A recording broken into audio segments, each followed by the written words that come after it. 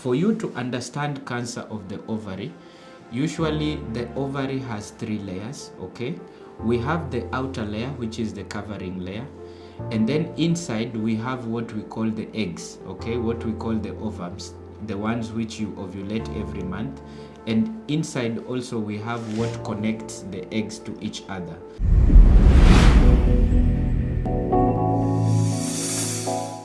So once again, the modern family, we want to welcome you to this session. I call you the modern family because our clinic is called Modern Gyno Clinic. It is based along Moi Avenue in Mombasa, first floor, Jubilee Building, and we are available anytime for both walk-in and book-ins. My name is Dr. Teti Victor, but commonly Dr. Teti. I am a cancer specialist who specializes in cancer of the female genital tract, meaning cancer of the vulva, of the vagina, of the uterus, okay, cancer of the cervix, and even cancer of the ovary. On top of that, as a clinic, we do a lot of laparoscopic surgeries, and we also do what we call the normal and the usual obstetrics, meaning pregnancy related, and gynecological, meaning reproductive health related issues. So this is a series that we've been doing, and as of today, I just want to tackle one of the biggest topics that I've had a lot of questions coming through because of awareness that we are now raising as a society in Kenya, and this is what we call ovarian cancer. So to start us off, it is important that we understand what exactly is an ovary, okay? And when we look at an ovary, these are usually two small plum-sized organs, okay, within the pelvis. And usually I have an image here, if it will give you a rough idea. What you see here seems to be a uterus that is split in the middle. So down here you can see what looks like a vagina, and just here there is a cervix, and this is the uterus, okay? And then I want you to pay attention on the sides. This, what you see here, is what we call the tube, and right here below the tube is what we call the ovary. So it's very small, it's about 3 centimeters by 3 centimeters, and it freely actually associates with the other organs within the pelvis. Now, for you to understand cancer of the ovary, usually the ovary has 3 layers, okay? We have the outer layer, which is the covering layer, and then inside we have what we call the eggs, okay? What we call the ovums, the ones which you ovulate every month. And inside also we have what connects the eggs to each other. And all these things can actually end up giving you some form of cancer. And we have some fancy names for cancers that are arising from each of these places. I don't really want to go into that, but this is important even as we will be going ahead. So what you need to remember is that unlike the other cancers also, ovarian cancer is very interesting because the ovaries are very well and vast supplied with blood. So if then you have even a small cancer developing within the ovary, it can easily spread using the blood, and so you end up having cancer in very other far places, okay, which can be the brain, things like the lungs, the liver, okay, the spleen, unlike these other cancers, because of that fact that it is the ovaries are well supplied by blood. The other thing also that is unique about the ovary and cancers is that unlike other cancers which we meet in very elderly patients, so you will see in our series that cancers like endometrial cancer, okay, cancer of the vulva, we tend to see them a lot in postmenopausal women who are already menopausal, okay? But for the ovary, we have a subset of cancers, those ones that arise from the ovum and the germ cells, which are actually seen in less than 20-year-olds, and this is where they are commonly found. And then there is those ones that arise from the covering of the ovary. These ones usually are seen commonly on the ladies who are older, who are menopausal. So this is also something for you to note about. So the other question that I've been asked about, having discussed what an ovary is, then what are some of the symptoms? What can you watch out for so that you are able to go and look for help from either your general practitioner, your gynecologist, or your cancer specialist. The reason why, and it's interesting that with ovarian cancers, we tend to get them very late when they are advanced. And one of the reasons is because the symptoms and the signs of ovarian cancer are not very clear.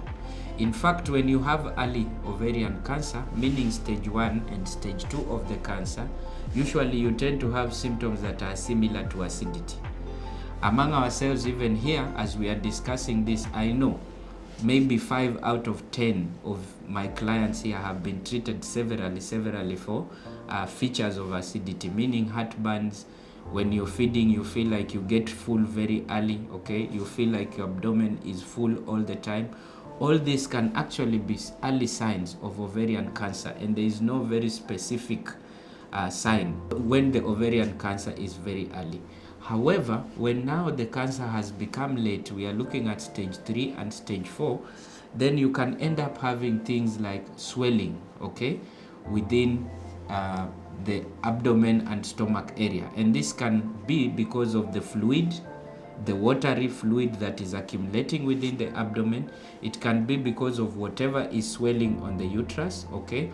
You can end up having things like you start losing weight that we cannot explain. So someone was probably 100 kilograms, then all of a sudden they start reducing within 3 months, and we cannot explain this weight loss. This can sometimes be a sign of late ovarian cancer.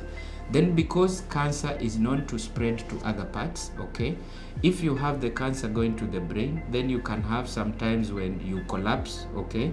If you have the cancer probably has gone to the chest, then you can have things like difficulty in breathing.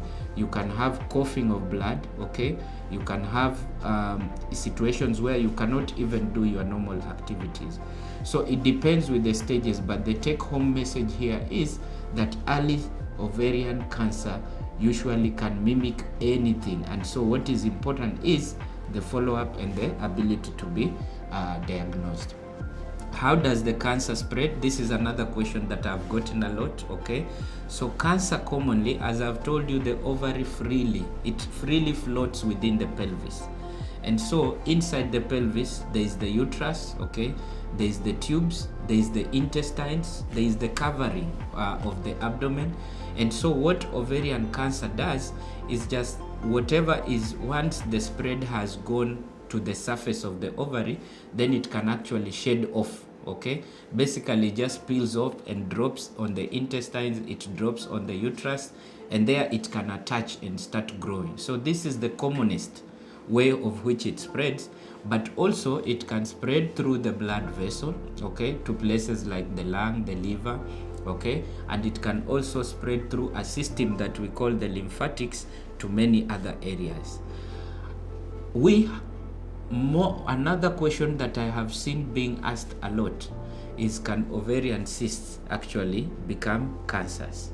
If you took 5 or 10 women right now and you did an ultrasound, a normal scan that we usually do, about 6 to 7 of them will have some form of cyst, depending on which part of the menstrual cycle they are in.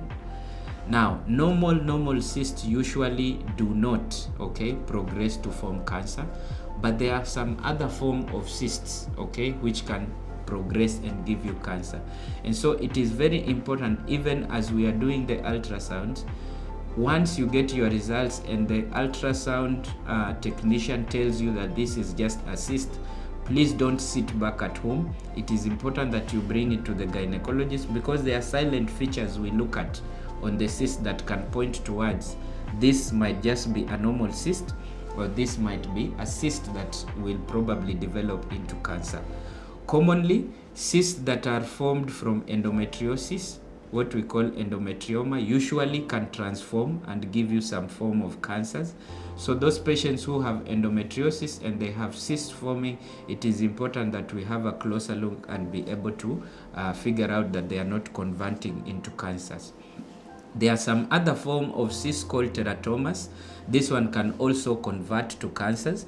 And there are some other borderline cysts, okay, or borderline tumors, which can also convert to cancer. So to answer that question, whether cysts can turn into cancers, yes, it can turn, but not all of them. A specific subset of them are the ones which usually do this.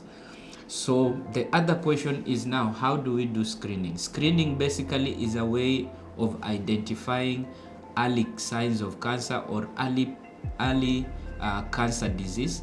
And some of the screening things that we can do for ovarian cancer, unfortunately, the one where we have a very good screening program is the cervical cancer. For ovarian cancer, we do not have a proven, rather to put it that, a proven method that is superior that can help us be screened for ovarian cancer. But what we always say, for those patients who are high risk, okay, and as we are going on down, I will be able to point towards who is high risk. So if you are a patient probably who we think has a high risk for ovarian cancer, from 25 years of age, you are supposed to undergo some form of screening. And this screening usually involves ultrasound scan, okay? The normal scan we usually do, we can do it either from the abdominal side or through the vagina. And there is also what we call CA125, which is something we measure on the blood. When we combine these two and we do them annually, then those who are at high risk, we are able to pick ovarian cancer very early before it develops and it advances and we are not able to treat it. But this is only important for those who are at high risk, not everyone else. However, we advise all women at least have one visit to your gynecologist, okay, for a general checkup. And one of the things that we do as a general checkup for all the patients, or rather for all the ladies who attend annual checkup, is the ultrasound scan. And this should be able to pick if there is anything that is starting to develop on the ovary. How do we diagnose ovarian cancers? For all cancers, okay, we have to diagnose them through picking whatever we think is the cancer, okay, and taking it to the lab and being able to study it. So there is a group of specialized doctors who are called pathologists, whose main job is, once we pick whatever has swollen there, okay, we take it to them and they are able to look at it, and there are features that they look at it and they tell you this is ovarian cancer. However, even before we get to that point, as we are going to pick that tissue, usually we have a rough idea. There are things we look at from the tests that we have done. I'm talking about the blood test for what we call tumor markers.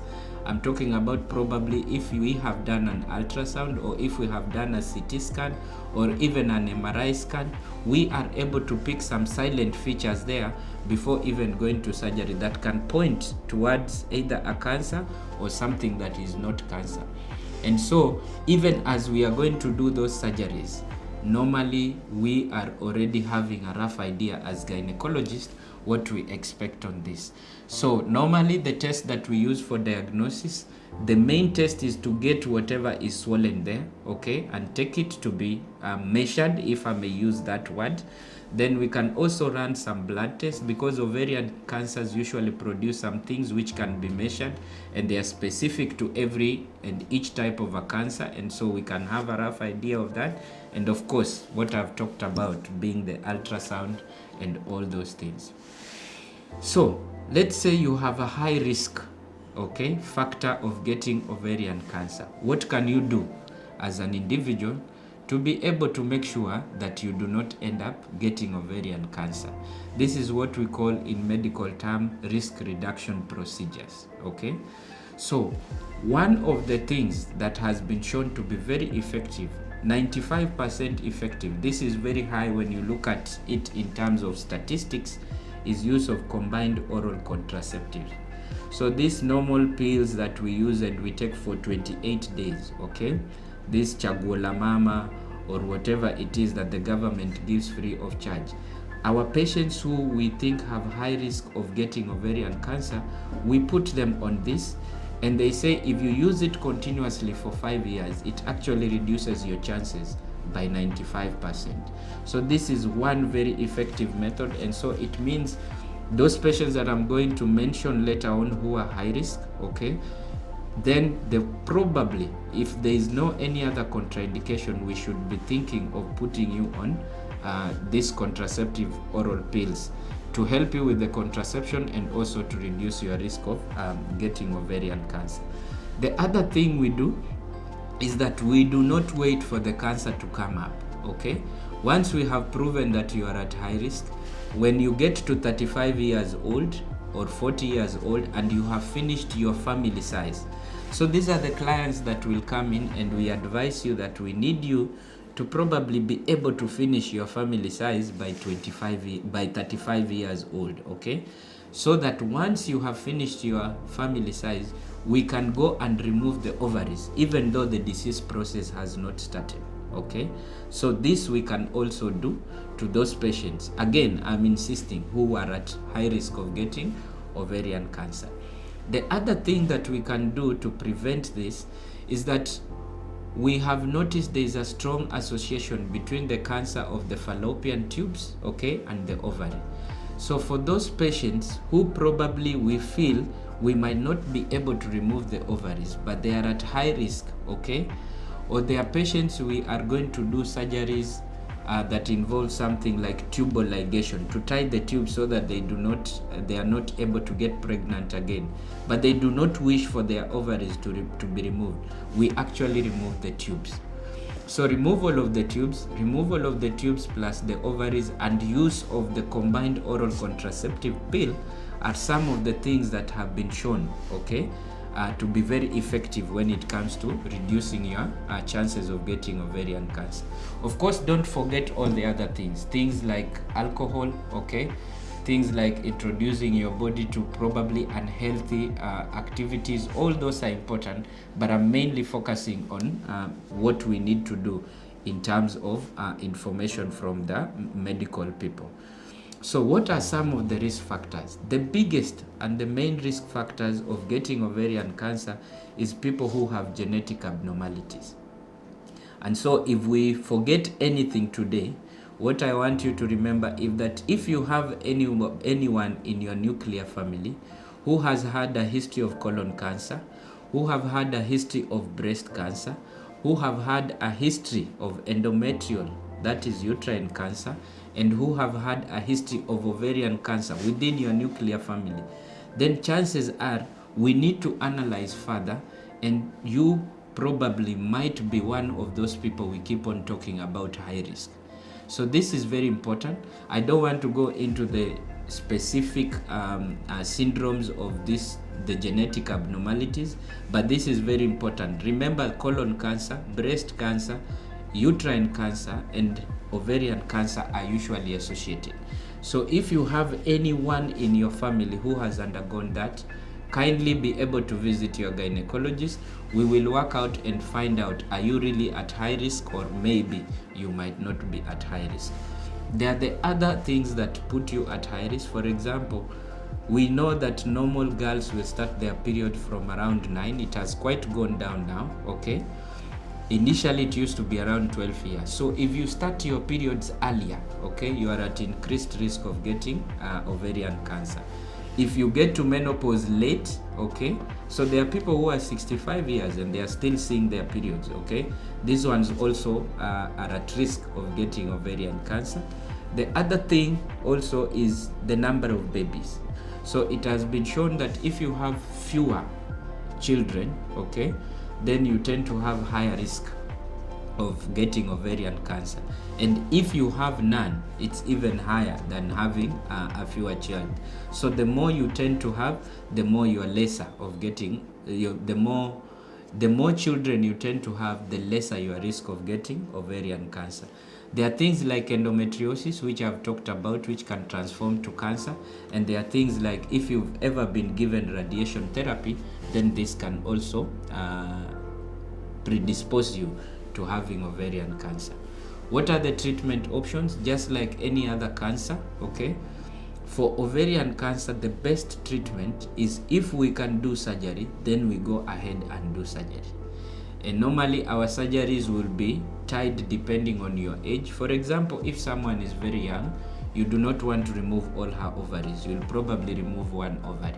If someone is menopausal, she's old, 60 years, her ovaries probably are already menopausal, you're going to remove the ovaries, you're going to remove the tubes, you're going to remove the uterus, okay? And sometimes we have to remove any disease that is within there. So if you find something on the intestines, you go ahead and remove it. So surgery is the mainstay, okay? The main treatment modality for patients with ovarian cancer. However, there are some patients, even after surgery, you will feel like they still need some form of treatment. So sometimes we can put you on chemotherapy, and sometimes we can put you on what we call target therapy, which are newer products which mainly target specific parts of the cancer.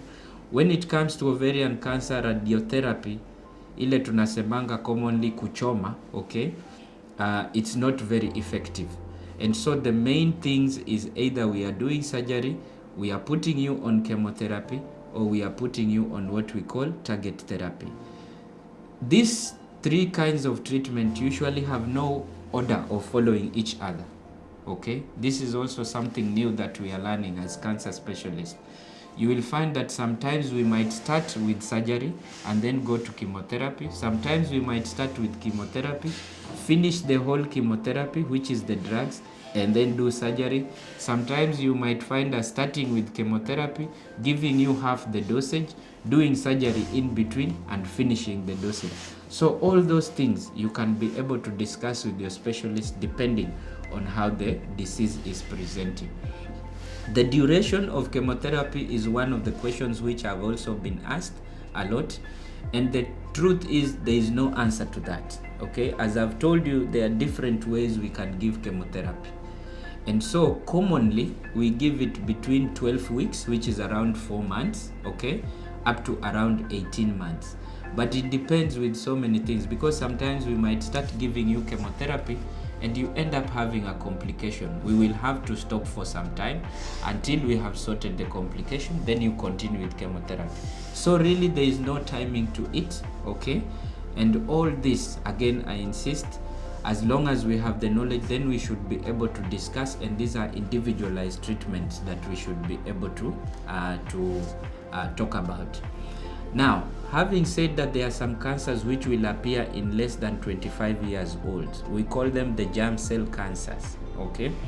Then the other question that seems to linger about is, now I have ovarian cancer. The ovary is responsible for producing the eggs, and so is responsible for me getting pregnant and having a family. So if you are telling me there is an ovarian cancer of less than 25-year-olds, it means once I have ovarian cancer, then I'm doomed. There is no way I'm going to get pregnant. This is not true. So there are very many tricks that we use as cancer specialists to make sure that we can give you a normal life as a woman, and you should be able, okay, to be able to get your own baby and at least be able to raise a family of your own. So, for example, one thing that we do is that if the cancer is in stage 1 and it is only in one ovary, normally we will go and remove only that one ovary, okay, and we will leave the other ovary because the disease process is not there, okay. Then we'll allow you to go ahead and get pregnant, be able to raise the family, and once you are done with the family size, then we will come back again and now remove the other ovary plus the uterus so that the cancer does not occur. The other thing that we can do using our fertility specialists, if the cancer has spread and we have to remove the 2 ovaries and you are a young lady, then we can actually remove the ovary and do what we call, we go and preserve them. And we can preserve them for 10 years, for 15 years, for 20 years. And so when you're ready, when you have your partner and they are able to now give the sperm, and we are able to get an egg from the ovary that we removed some few years ago, and then you have a surrogate, someone who can carry the pregnancy for you, then you're actually going to have your own baby with your own genes with your partner, okay? 10 years after the treatment of ovarian cancer. Another thing that we can also do, if we make a diagnosis, if we say that today we have found you with cancer, but it is not very advanced, okay? We can buy 2 or 3 months. We can stimulate your ovaries so that every month we can at least harvest 3 or 5 eggs from the ovaries. If we do this by 3 times or 4 times, okay, as we are buying time before the final surgery, we will have around 10 eggs. With these 10 eggs, then in future, again, we can do the same process that we have talked about, and you can be able to do what? To be able to at least have your own offspring. Sometimes the ovaries are involved, but the uterus is not involved. So we will actually go and remove both the ovaries, okay? And then we will leave your uterus. What that means is that with proper assistance with fertility experts is that you can still, after IVF, you can still be able to carry your own pregnancy in your own uterus, okay? And be able to even give birth when the right time comes. So this is also an option. The other thing that we do, because they are young patients, once we remove both your ovaries, you tend to go into some form of menopause. However, this is not the end of it. We are able to replace the hormones, and so make you actually not go into menopause and be able to run, okay, as normal as if you had your 2 ovaries, what we call hormonal replacement therapy. After all this is said, what is important is that ovarian cancer, once you have it, you need follow-up, because cancer, one of the biggest issue is that they tend to recur, they tend to come back. And so if we are going to treat you, we've seen some of our patients go out there and told you are treated and that is it, okay? There is nothing like you're treated, and so you do not need to come to see the doctor. You need to be followed up every long term, whether you have been declared cancer free or not. At least every year, you're supposed to go back to your doctor. There are things we will pick, there are tests we can be able to order so that we are able to pick anything, okay, that is recurrence. So for today, the take-home message is, any of your worries, ovarian cancer, it's not like 10 years ago where ovarian cancer, when you're told you have ovarian cancer, it means you're going to die. It means you're not going to have probably a family, okay? It means you're going to go into menopause. No.